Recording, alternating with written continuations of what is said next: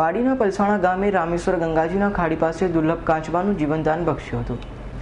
પાડી તાલુકાના પલસાણા ગામે રામેશ્વર ગંગાજી માતાના મંદિર પાસે આવેલ ખાડીમાં ગતરોજ એક અતિ દુર્લભ 50 વર્ષથી વધુ ઉંમરનો કાચબો નામનો 40 થી 50 કિલો વજન ધરાવતો કાચબો રાજેશ પટેલે પાડીના જીવદયા ગ્રુપના અલી અંસારીને કોલ કર્યો હતો અને આ કાચબો ઈજા પામેલ હોય તેમ જણાવતા અલી અંસારીએ તેમના ટીમના 2 સભ્ય કેયુર પટેલ અને મિતેશ પટેલને ઘટના સ્થળે મોકલી આપ્યા હતા અને તેઓએ આ કાચબાને સુરક્ષિત રીતે પકડીને પાડી જીવદયા ગ્રુપની ઓફિસ ખાતે લઈ આવ્યા હતા।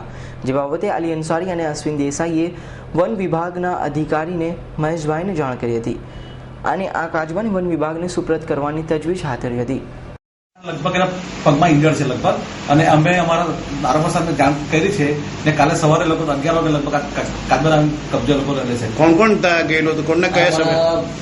કેયુર પટેલ અને સુરેશ પટેલ અને અમારી ટીમ, આખી ટીમ અમારે।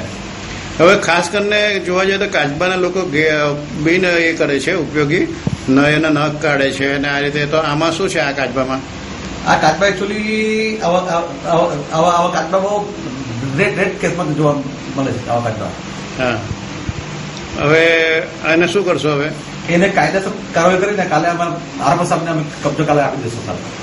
અમારા પ્રમુખ શ્રી અલી અંસારી ભાઈને કોલ આવ્યો અને અમે ગંગાજી ખાતે એ કાચબો અમને કોલ આવ્યો એટલે અમે તરત ત્યાં લેવા માટે દોડી ગયા અને ફોરેસ્ટ ખાતાને જાણ કરી। ફોરેસ્ટ ખાતાવાળાને હવે અમે સુપ્રત કરી દઈશું આ કાચબાને। કેટલા વાગે ઘટના હતો ને કેવી રીતે હતો? આજને કેટલા વર્ષનો અંદાજે ને કેટલા વજન?